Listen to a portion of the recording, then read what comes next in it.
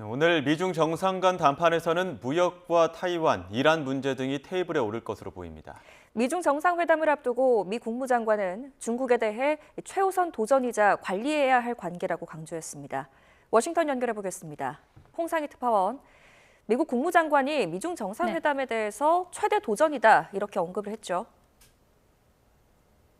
네, 마코 루비오 미 국무장관이 미중 정상회담 직전 폭스뉴스와 인터뷰에 나섰습니다. 루비오 장관은 이 자리에서 중국은 지정학적으로 미국의 최우선적인 정치적 도전이자 관리해야 할 가장 중요한 관계라고 말했습니다.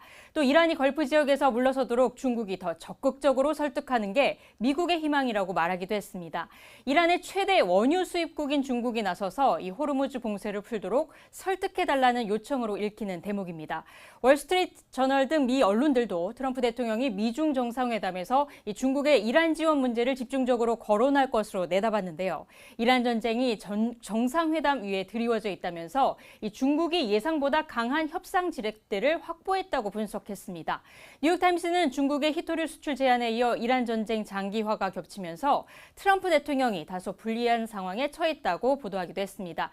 하지만 이란과 전략적 협력 관계를 유지하고 있는 데다 이 미국의 군사적 개입에 비판적인 입장을 보여온 시진핑 주석이 이란 설득에 명확한 답을 내놓을지는 미지수입니다. 중국은 이란 문제와 관련해 지난달 영내 국가 주권과 영토, 안보 존중, 국제법 준수 등의 원칙을 밝히기도 했습니다. 네, 이란 전쟁 외의 주요 회담 의제도 정리해 주시죠. 네, 트럼프 대통령은 중국으로 출발하기에 앞서 무역 논의에 중점을 두겠다라고 말을 했죠. 중간 선거를 앞두고 미국산 대도와 소고기 수출을 늘리고 보잉 항공기 수출 등 경제적 성과를 내는 데 주력할 것으로 보입니다.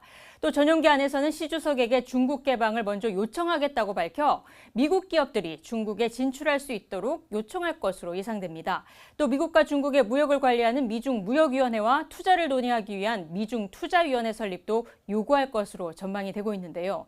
히토류 등 핵심 광물을 안정적으로 확보하기 위한 구상으로 분석됩니다. 앞서 트럼프 대통령은 타이완에 대한 미국산 무기 판매 문제를 다루겠다고 언급을 했었는데 이 시진핑 주석이 타이완에 대한 미국의 무기 판매 제한을 요청하고 하나의 중국에 대한 미국의 입장 표명을 요구하는 게 아닌가라는 가능성도 제기됐었습니다.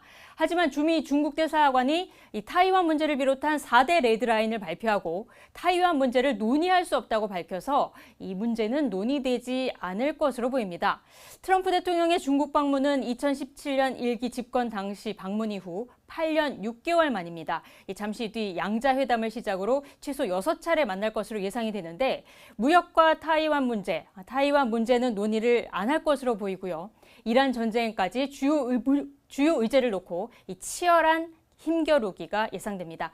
지금까지 워싱턴에서 전해드렸습니다.